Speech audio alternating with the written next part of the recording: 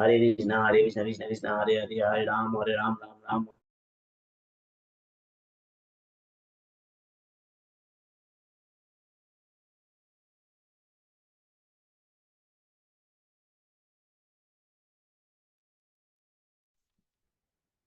हरे कृष्ण कृष्ण कृष्ण हरे हरे, हरे राम राम। এতক্ষণ আমাদের প্রভুজিরা আজকে জপ করলেন। এখন নবদ্বীপ পরিক্রমা চলছে, আমাদের পেটেন্সের হারও খুব কম। তো প্রভুজিরা তার মধ্যে নিজের দায়িত্ব সবাই পালন করেছেন, খুব সুন্দরভাবে করেছেন। তার জন্য প্রথমে তাদের অসংখ্য ধন্যবাদ জানাই। আর উপস্থিত, জুমে উপস্থিত সকল ভক্তবৃন্দের চরণে আমি প্রণতি নিবেদন করে আজকে জপ শুরু করছি।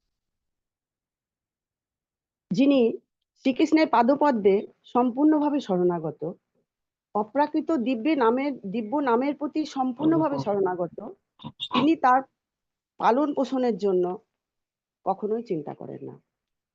তার সম্পূর্ণ বিশ্বাস যে কৃষ্ণ তাকে পালন করবেন। কৃষ্ণের প্রতিজ্ঞা, তিনি ভগবদ গীতা 9 নম্বর অধ্যায়ের 31 নম্বর শ্লোকে বলেছেন, কোন্তেয় প্রতি জানিহি নমে ভক্তিয়া প্রণশ্যতি। অর্থাৎ হে কোন্তেয়, তুমি দৃপ্ত কণ্ঠে ঘোষণা করো যে আমার ভক্তের কখনো বিনাশ হয় না, আমি তাকে রক্ষা করি এবং তাকে পালন করি। কৃষ্ণ বিশ্বম্ভর নামে পরিচিত, কারণ তিনি সমগ্র বিশ্বের ভরণ পোষণ পালন করেন। কৃষ্ণ বিশ্বম্ভর, বিশ্বে করেন পালন, জগৎগুরু কৃষ্ণ সবে করেন রক্ষণ। আমরা যদি 24 ঘন্টা তাঁর সেবায় নিযুক্ত থাকি, এবং এই নিযুক্ত থাকার খুব সহজ প্রসেস হলো যে আমরা যদি সবসময় দিব্য হরি নামের সঙ্গে যুক্ত থাকি, মনে মনে মালায় হোক সবসময় যদি হরি নামের সঙ্গে যুক্ত থাকি, তাহলে কিন্তু 24 ঘন্টা আমরা তার সঙ্গে যুক্ত থাকতে পারবো। আমরা যাই করি না কেন, যে কোনো কাজ করি না কেন, তার সেবায় যুক্ত আছি, তার সঙ্গে আমাদের হরিনাম চলছে, তাহলে আমরা খুব সহজেই তার সঙ্গে যুক্ত থাকতে পারবো। যদি আমরা 24 ঘন্টা যুক্ত থাকি, তাহলে তিনি আমাদের কেন পালন করবেন না? তিনি কেন আমাদের অনাহারে বা উপবাসে রাখবেন? এক পূর্ণ কৃষ্ণ ভাবনাময় সম্পূর্ণ শরণাগত ভক্ত খুব ভালোভাবে জানেন যে কৃষ্ণই হচ্ছেন একমাত্র পালক ও রক্ষক। আমরা অনেক সময় নানা ধরনের দুশ্চিন্তা করি। যেমন আমরা কিছুদিন একটু যুদ্ধ যুদ্ধ জিগির এসেছিল, আমরা ভাবছিলাম যে যদি যুদ্ধ হয় তাহলে কি হবে, আমরা কোথায় যাব, কোন ভূগর্ভে গিয়ে আমরা লুকাবো। আমরা যদি এরকম এ ধরনের চিন্তা করি, তাহলে তার মানে আমাদের ভগবানের প্রতি দৃঢ় বিশ্বাস নেই। যে কৃষ্ণ বিনা রক্ষাকর্তা আর কেহ নয়, একজন সম্পূর্ণ শরণাগত ব্যক্তি কিন্তু এইভাবেই চিন্তা করেন। কিন্তু আমরা, আমি একজন সংশয় আত্মা, অবিশ্বাসী ব্যক্তি, তাই এত চিন্তা করি। ভগবদ গীতা 9 নম্বর অধ্যায় 3 নম্বর শ্লোকে ভগবান বলেছেন, অষ্টদ্ধানা পুরুষা ধর্ম শাস্ত্র পরন্তপ, অপ্রাপ্য মাম নিবর্তন্তে মৃত্যু সংসার বর্তনে। হে পরন্তপ, এই ভগবত ভক্তিতে যাদের শ্রদ্ধা উদিত হয়নি, তারা আমাকে লাভ করতে পারে না। তাই তারা এই জড় জগতে জন্ম মৃত্যুর পথে বারবার ফিরে আসে। তাই নিশ্চিতভাবে আমরা যদি ভগবান কৃষ্ণের উপর সম্পূর্ণ বিশ্বাস রাখি, নামের উপর পূর্ণ ভরসা রাখি, সম্পূর্ণ শরণাগতের মতো আচরণ করি বা সম্পূর্ণ শরণাগত থাকি, তাহলে কিন্তু আমাদের ভরণ পোষণ রক্ষণাবেক্ষণ নিয়ে আমরা কখনোই চিন্তিত হব না। শ্রীবাস ঠাকুর ভগবান মহাপ্রভুর অত্যন্ত একজন প্রিয় ভক্ত ছিলেন। কেন প্রিয় ভক্ত ছিলেন? তিনি 24 ঘন্টা হরিনামের সঙ্গে যুক্ত ছিলেন। শ্রীমান মহাপ্রভু প্রথম শ্রীবাস সঙ্গনে তার সংকীর্তন যজ্ঞ শুরু করেছিলেন। শ্রীবাস একজন গৃহস্থ ছিলেন, তার স্ত্রী পুত্রাদি ছিল, তাদেরকে ভরণ পোষণ করা তার দায়িত্ব ছিল। কিন্তু তারা সকলেই তার উপর নির্ভরশীল ছিল, কিন্তু তিনি একজন সম্পূর্ণ শরণাগত ভক্ত ছিলেন।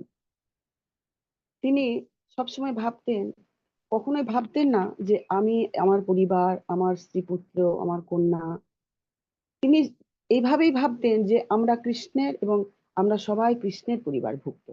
তো এইভাবে আমাদেরকে সবসময় ভাবতে হবে। তো এই শ্রীবাস ঠাকুর বা আমাদের হরিদাস ঠাকুরের কথা আমরা জানি, তিনি 3 লক্ষ জপ না করে কখনো প্রসাদ পেতেন না। তিনিও অত্যন্ত প্রিয় শিষ্য ছিলেন ভগবানের। তার মৃত্যুর সময় ভগবান তার মৃতদেহ কোলে নিয়ে নিজের হাতে ভগবান স্বয়ং তাকে সমাধিস্থ করেছিলেন।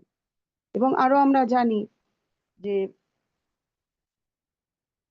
আপনারা আরো অনেকের কথাই জানি যারা সবসময় ভগবানের প্রতি শরণাগত। নামাচার্য হরিদাস ঠাকুরকেও দেখি, শিবাস ঠাকুরকেও দেখি। তিনি প্রিয় ভক্ত এই কারণে যে তারা সকলে ভগবানের প্রতি শরণাগত। তো এই শিবাস আহ অত্যন্ত প্রিয় ভক্ত ছিলেন, এটা আগেই বললাম। তিনি সর্বদা শ্রবণ কীর্তন স্মরণ অর্চন বন্দনাদি নববিধা ভক্তিতে তিনি নিযুক্ত ছিলেন। তার কোনো অসুবিধে ছিল না। তিনি কোনো কাজ করতেন না, চাকরিও করতেন না, কোনো ব্যবসার সঙ্গেও যুক্ত ছিলেন না, এবং সেজন্য কিন্তু তার কোনো অসুবিধা হয়নি কখনো। ভগবান স্বয়ং তার দায়িত্ব নিয়েছিলেন। একদিন চৈতন্য মহাপ্রভু ভাবলেন তাকে একটু পরীক্ষা করা যাক। পরীক্ষা করার জন্য তিনি তাকে বললেন শিবাস ঠাকুরকে যে, শিবাস, তোমার তো অনেক বড় পরিবার, তুমি কেন কোনো চাকরি করো না, বা তুমি কেন ব্যবসার সঙ্গে যুক্ত থাকো না? তোমার তো ভরণ পোষণের জন্য অর্থের প্রয়োজন, তুমি কেন কোনো রোজগারের চেষ্টা করো না? তখন আহ শিবাস চিন্তা করলেন যে, আমি তো কারো দাসত্ব করব না, আমি তো ভগবানের দাস। আমি মায়ার দাসত্ব করব না, বা অন্য জড়জাগতিক কারো দাসত্ব করব না। কারণ চাকরি বা ব্যবসা যাই করি না কেন আমরা, আমাদের কারো না কারো দাসত্ব করতে হবে, দাসত্বের সঙ্গে যুক্ত। তিনি সেটা চাননি। তিনি অনেক চিন্তা করে তিনি 3টে আঙুল দেখালেন, সরি, 3টি পরপর 3টে তালি দিলেন। তো মহাপ্রভু জিজ্ঞেস করলেন তাকে যে, শিবাস, এর অর্থ কি? তখন তিনি বললেন, বোঝালেন মহাপ্রভুকে যে, আমি যদি প্রথম দিন আমার খাবার না জোটে, আমি অনাহারে থাকবো। দ্বিতীয় দিন যদি না জোটে, আমি আমার পরিবার সহ অনাহারে থাকবো। তৃতীয় দিনও আমি যদি না জোটে, আমি অনাহারে থাকবো। কিন্তু চতুর্থ দিন যদি আমার কিছু না জোটে, তাহলে আমি গলায় ঘট বেঁধে পরিবার সহ আমি গঙ্গায় প্রবেশ করব। অর্থাৎ প্রথম দিন যদি কিছু না জোটে, তিনি পরিবার সহ নীরবে সহ্য করবেন।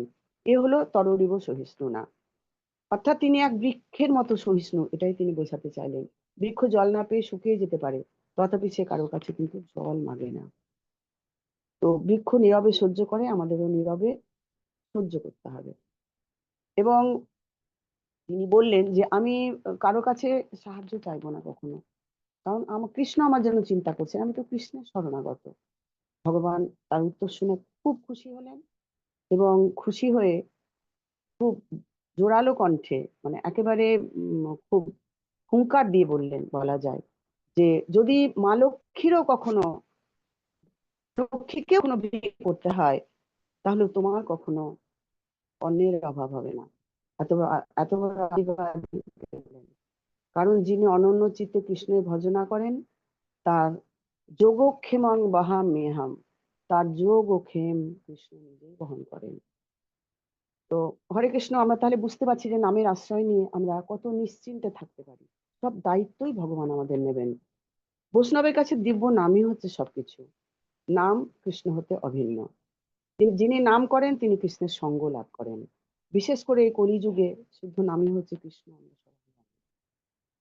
আমরা চৈতন্য চৈতামৃত 17 নম্বর অধ্যায়ের 22 নম্বর শ্লোকে এবং 7 নম্বর অধ্যায়ে 74 নম্বর শ্লোকে আমরা দেখতে পাই, কলিকালে নাম রূপে কৃষ্ণ অবতার, নাম হইতে হয় সর্বজগৎ নিস্তার, নাম বিনা কলিকালে নাহি আর ধর্ম, সর্বমন্ত্র সার নাম এই শাস্ত্র মর্ম। এই কলিযুগে ভগবানের দিব্য নাম হরে কৃষ্ণ মহামন্ত্র হচ্ছে শ্রীকৃষ্ণের অবতার। কেবলমাত্র এই দিব্য নাম কীর্তন করার ফলে যে কোনো মানুষ সরাসরি ভাবে ভগবানের সঙ্গ লাভ করতে পারে। তিনি তা করেন, যিনি তা করেন তাকে তিনি ভগবান নিশ্চয়ই উদ্ধার করবেন। এই নামের প্রভাবে কেবল সমস্ত জগৎ বিস্তার পেতে পারে। এই কলিযুগে ভগবানের দিব্য নাম কীর্তন করা ছাড়া আর কোনো ধর্ম নেই। এই নাম হচ্ছে সমস্ত বৈদিক মন্ত্রের সার, এটি সমস্ত শাস্ত্রের মর্ম। তো হরে কৃষ্ণ, আপনারা, আমরা সবাই আজকে আসুন যে আমরা এই দিব্য নাম, পবিত্র নামের আশ্রয় নিই, এবং আশ্রয় অলরেডি আমরা নিয়েছি, আমরা একবার উচ্চারণ করি সমবেত ভাবে। হরে কৃষ্ণ কৃষ্ণ কৃষ্ণ হরে হরে, হরে রাম রাম রাম হরে হরে কৃষ্ণ। এখন আমি প্রার্থনা করব।